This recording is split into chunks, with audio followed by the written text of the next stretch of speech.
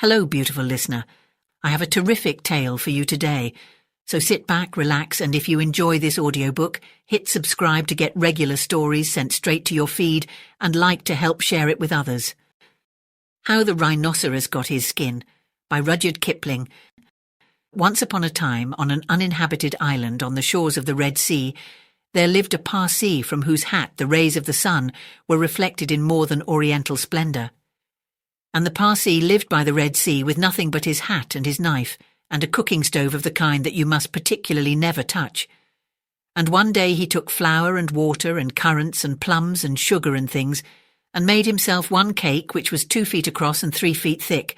It was indeed a superior comestible, that's magic. And he put it on stove because he was allowed to cook on the stove, and he baked it till it was all done brown and smelt most sentimental.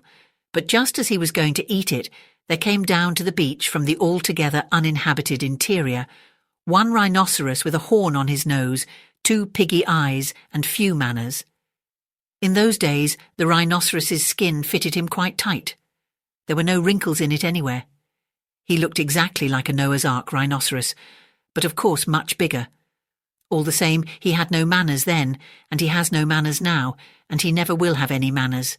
He said, "How?"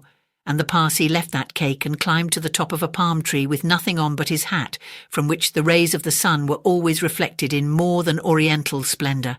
And the rhinoceros upset the oil stove with his nose, and the cake rolled on the sand, and he spiked that cake on the horn of his nose, and he ate it, and he went away, waving his tail, to the desolate and exclusively uninhabited interior, which abuts on the islands of Mazander and Socotra, and promontories of the larger equinox.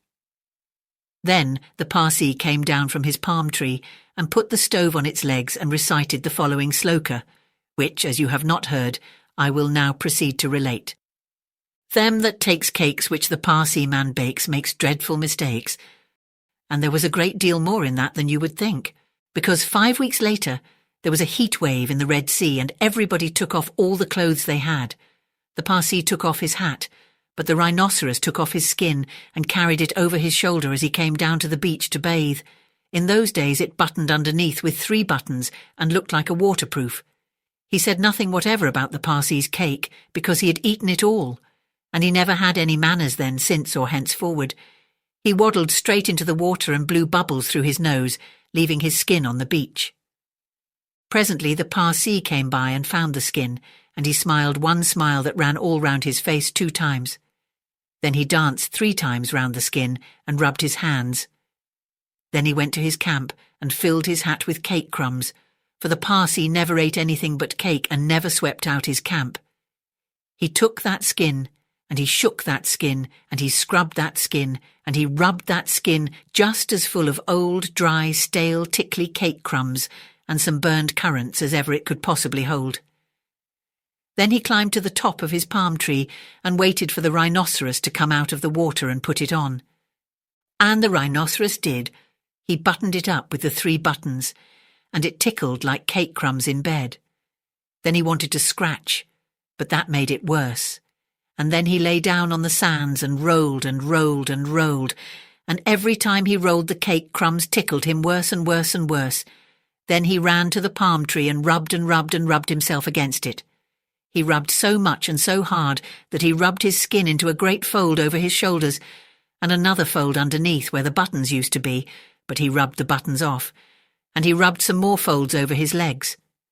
And it spoiled his temper, but it didn't make the least difference to the cake crumbs. They were inside his skin and they tickled. So he went home, very angry indeed and horribly scratchy, and from that day to this every rhinoceros has great folds in his skin and a very bad temper, all on account of the cake crumbs inside. Thank you for listening. I hope you enjoyed the story, and if you did, please like, subscribe or comment to share this video with others. I hope you have sweet dreams, and don't forget to come back soon for another terrific tale.